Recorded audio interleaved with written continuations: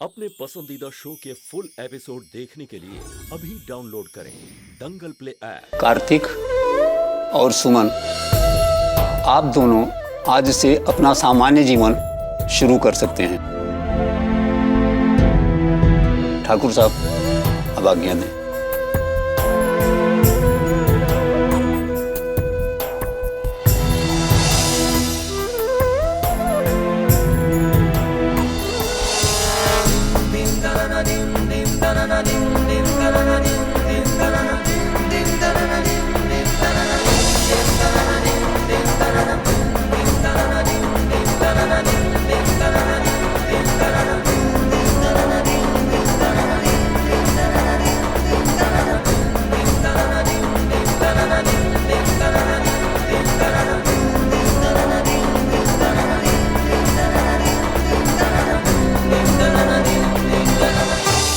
रुकिए, हमें आप सबसे कुछ कहना है।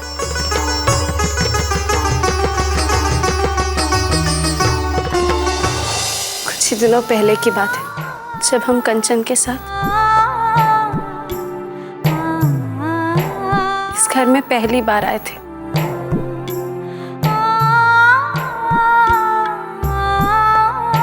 तब हम अनाथ थे और आप लोगों ने हमें अपना लिया था। और फिर कुछ ही दिनों में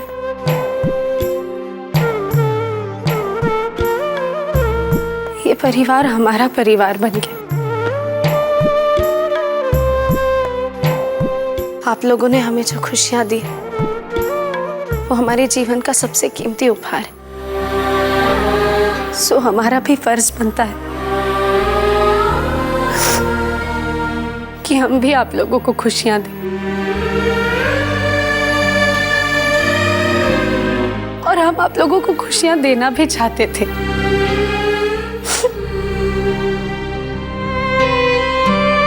लेकिन अफसोस, दुख के सिवा हम आप लोगों को कुछ भी नहीं दे पाए। हमें इस बात का हमेशा अफसोस रहेगा, लेकिन भगवान ने हमारी किस्मत ऐसी ही बनाई। ऐसे मत बोलो बिटिया, जो कुछ भी हुआ उसे एक बुरा समय समझकर भूल जाओ। बुरे समय के बाद ही अच्छा समय आता है और हमें उसका इंतजार करना चाहिए।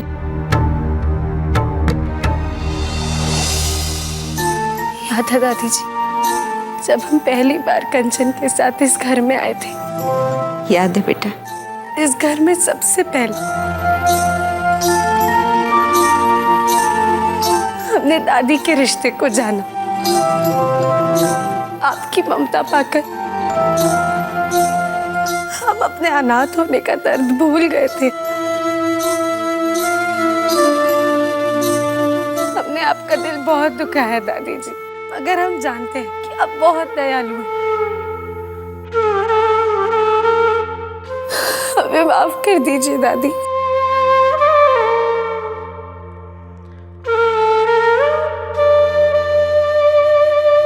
किस बात की माफी मांग रही हो बेटा? इस सब में तुम्हारा कोई कसूर नहीं है।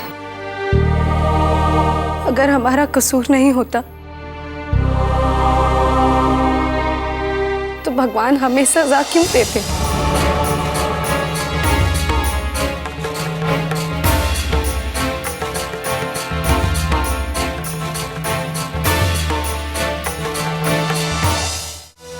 तो देवता है दादाजी। अगर दादी जी ने इस मकान को घर बनाया तो आपने इसे मंदिर बनाया। आपके दिए हुए संस्कार इस घर के लोगों में ही नहीं, बल्कि यहाँ की एक एक ईंट में भरे हैं।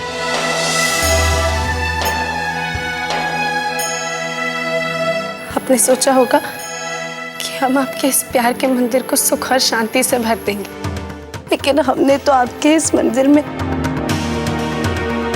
दुख और तकलीफों का तूफान खड़ा कर दिया।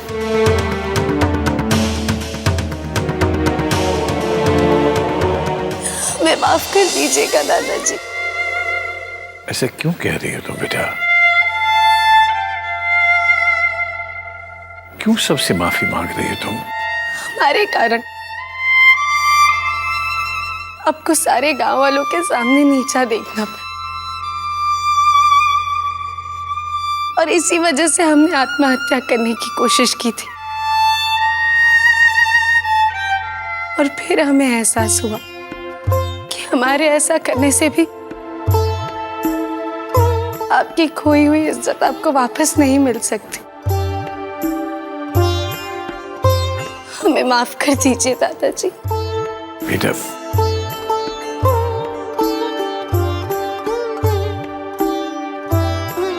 ताई जी, हम आपके भी अपराधी हैं। ऐसा मत कहो सुमन। हमारे आने से पहले आप में और माँ में सगी बहनों से भी ज्यादा प्यार था और आज हमारे कारण वो प्यार मनमुटाव में बदल गया। हमें माफ कर दीजिए ताई जी। सुमन, मेरी बच्ची,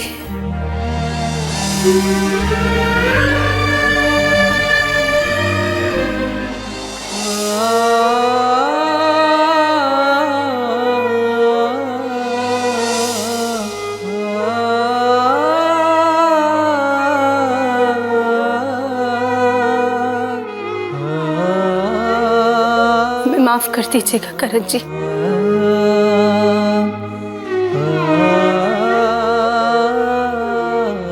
हमने फैसला कर लिया है कि हम हमेशा हमेशा के लिए इस घर को छोड़कर जा रहे हैं।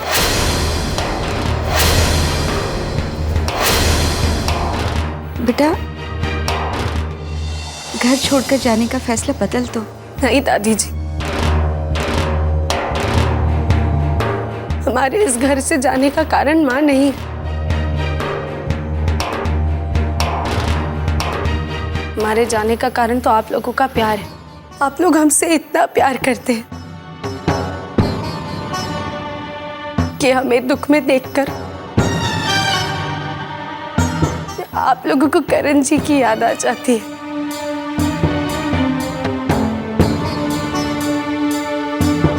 और हम नहीं चाहते कि आप हमेशा उस याद में घुलते रहें।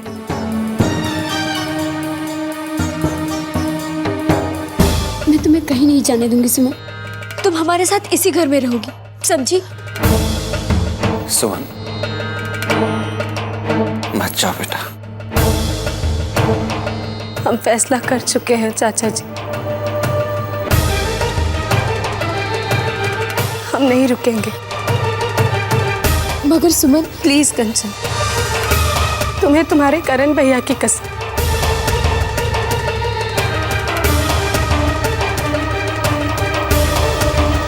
मत रोको हम।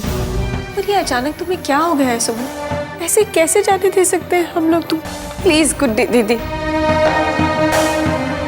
प्लीज हमें मत रोकिए। सुमन बिटिया, अपने फैसले पर दोबारा से ठंडे दिमाग से सोचो। सुमन बेटा, ऐसा कोई फैसला ना करना जिससे बाद में तुम्हें पछताना पड़े। हमने ये फैसला सोच समझ कर ही किया है दादाजी। और वैसे भी हम जहाँ कहीं भी होंगे, आप लोगों की यादें हमेशा हमारे साथ ही तो रहेंगी।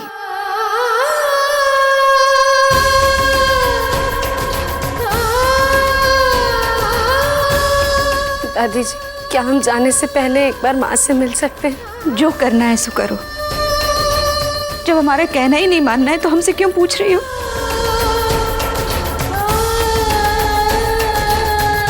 जाओ बिटिया, मिल लो।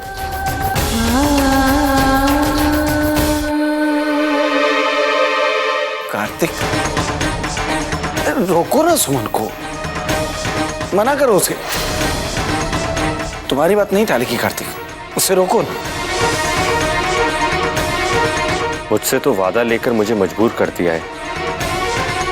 अब मैं चाहकर भी इन्हें नहीं रोक सकता हूँ चाचा जी।